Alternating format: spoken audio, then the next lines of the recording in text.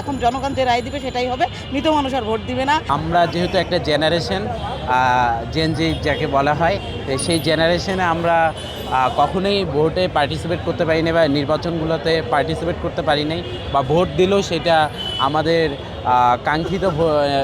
কাঙ্ক্ষিত প্রার্থীর ব্যালটে যায়নি। তো অনেক প্রতিকূলতা ছিল, তবে আশা করি এবার 24 পরবর্তী সময়ে বাংলাদেশে ইতিহাসের স্বচ্ছ এবং সবচেয়ে ভালো একটি নির্বাচন আমরা দেখতে যাব এবং উৎসব মুখর পরিবেশেই নির্বাচন হবে, এটি আশা রাখি। Bashundhara public school and college 2026 শিক্ষাবর্ষে ভর্তি চলছে। তরুণ সময়ে আমরা যখন বিশ্ববিদ্যালয়ে আসি তারপর থেকে তো আসলে কখনো দেখি নাই যে সুষ্ঠু ভোটাধিকার। তো এই যে গণতন্ত্রের প্রধান বাহক হচ্ছে নিরপেক্ষ মানে ভোটাধিকার মানুষের, সেটা হতে যাচ্ছে।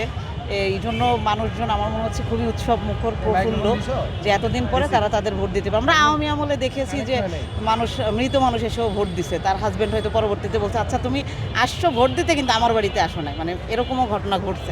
তো আমরা চাই যে এই ধরনের কাজ যেন আর না হয়। আমরা এখন মানে যারা ভোটার তারাই তাদের ভোট দিতে পারবে এবং জনগণের রায় চূড়ান্ত রায় হবে। এবং আমার মনে হয় এই রায় 5 আগস্টের পরেই হয়ে গেছে যে এখন জনগণ যে রায় দিবে সেটাই হবে, মৃত মানুষ আর ভোট দিবে না, অবৈধ কোনো ভোট হবে না, সুষ্ঠু ভোটাধিকার হবে এবং জনগণের রায়ে সরকার গঠন হবে।